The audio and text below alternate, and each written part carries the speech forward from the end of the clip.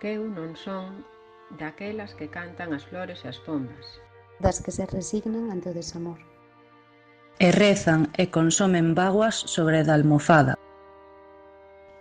Non, eu son Medea.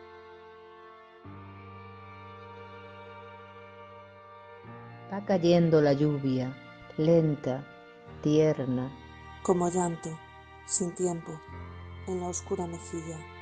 Como llanto en la turbia memoria que recobra la sombra al recuerdo. Ya no sé si me llueve o voy llorando.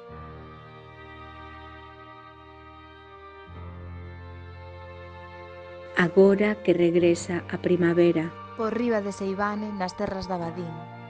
e vai deixando sámago nos bimbios. Agora que retornan as floracións antigas. E unha bris delicada fragmento de escritura vai liberando a alma.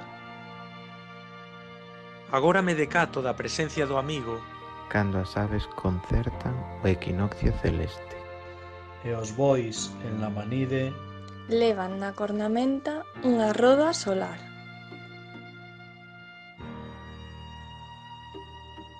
Atrás quedou a aldea, a páxina purísima escrita en neve. O principio da patria, a pureza inocente que respiran os nenos. E dá tempero á alma. Lémbraste, meu amigo.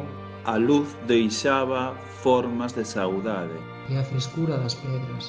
Podía modular os ámbitos do río. Lámina impresionista na mañá fuxidía.